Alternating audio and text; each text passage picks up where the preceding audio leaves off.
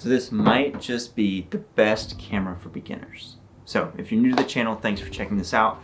In today's video, I'm just going to go through some pros and cons of the Canon EOS R. All right, so why am I talking about a camera from 2018?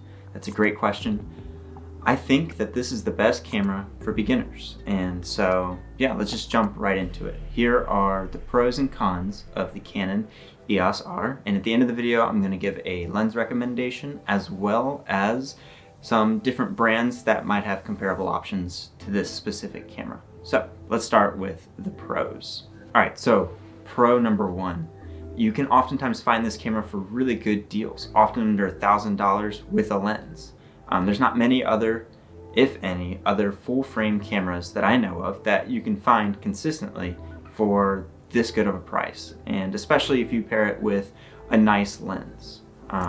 Now, this is definitely something up to you on whether or not you'd like to buy gear used. You can also buy this refurbished from Canon's website, typically for $1,200, but I've seen it on sale for under $1,000 a lot of times. Sometimes people might not like that their gear is used, but I find that if you're just beginning to get into photography or videography, then really it's better to buy something that's a little bit used and get a better deal on it and save up and buy some better glass. That's something that's going to last you a lot longer than a camera body.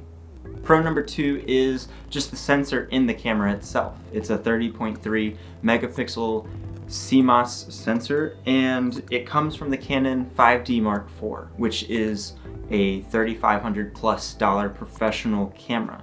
I've been using this camera for several years now, and the pictures that this sensor can produce when paired with a good lens is just unbeatable for its price range. I've used this for many weddings, and I have been very pleased with the image quality, and so that's one of the pros to this camera as well. Another pro along those lines is the color that this camera produces on JPEGs. Now, if you shoot in RAW, which is what I suggest you do, it doesn't matter as much, but Canon does produce really nice, rich, warm colored images, and that's just something that I prefer as a style when photographing friends or people or events. I prefer that warm, natural look over something that's more blue and cool in color. So that's more of a personal preference when it comes to pros, but that is something I wanted to point out. Another reason that I recommend this camera to beginners is because it's very easy to get the hang of. If you want to change a specific mode or a dial, all you have to do is use the touchscreen. You just touch your ISO and you can slide it to wherever you want. So getting it and being able to get used to it is super easy to learn. It's very intuitive. I love Canon's menu system much more than I like Sony's, and I used Sony for a really long time. And I just find that this is very user and beginner friendly, and it's also very robust. Another part of a camera being easy to use is its autofocus, and really most modern day cameras have pretty decent autofocus, but Canon and Sony are definitely at the top of their game when it comes to just the modes, the different variety of autofocus. And the Canon EOS R, even though it's from the year Endgame came out, it's still a great autofocus system that will get you through a job or just different things that you're photographing really well. You don't typically have to worry about if it's gonna miss or not because it's that good of an autofocus system. Another pro is that this is a full frame camera. When you pick up a lens and it says a 35mm, it's actually 35mm. You don't have to worry about cropping and stuff like that. And so that makes it a really easy way to get into cameras and just to get a good blurry background in many of your photos as well. Another pro, and also kind of a con, is the RF mount on the camera itself. Canon originally had locked this down pretty tight, but now they're allowing third-party manufacturers to make lenses for the RF mount. But they also have the EF to RF adapter, which is a really good tool to open up to all the old EF lenses. These lenses are really good. That's actually what I'm shooting on right now, is an EF lens. The intro was shot on an EF lens, so you can get really good content and products just with an adapter. The RF lenses that are out are all really fantastic, but definitely not beginner level as they are pretty expensive, except for a lens that I will mention later, the RF50 1.8. That's a great lens and a great price. Another pro is the battery life. This camera actually lasts a pretty good length of time. The Canon EOS batteries are definitely bigger than your typical batteries that you get in other cameras brands with this price range. And it's technically up to 370 shots before the battery dies, but I've had it go much longer than that. I've shot it 3 to 4 hours, depending on where I'm at in the use that I'm using my camera in. All right, now it's time for some of the cons. Con number one that I would like to point out is it is an older camera. It's from 2018, pre-COVID, and so some of the functionality of more modern cameras from this year or the last 2 years or so aren't there. Another con that this may sway you from, and it sways lots of people, is that it only has one SD card slot.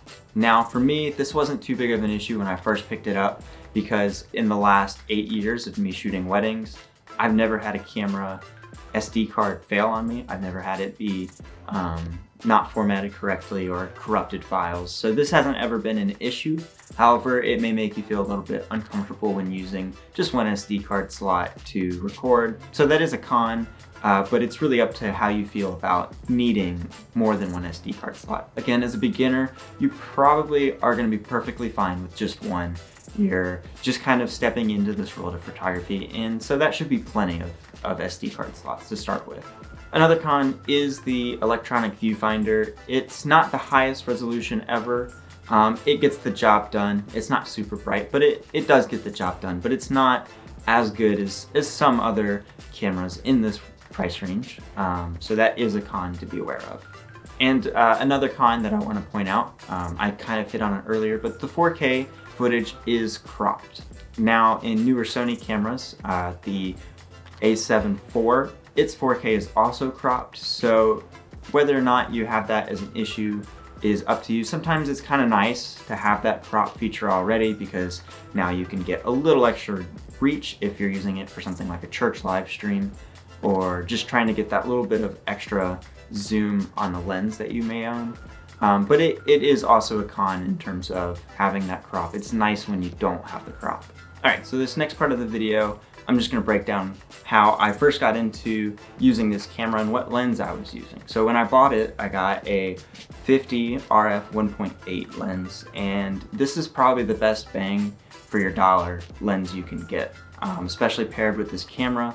I'm just gonna throw a couple photos on the screen here that you can see that I've taken with this combination. I've used it for professional work, and I've not had an issue with that.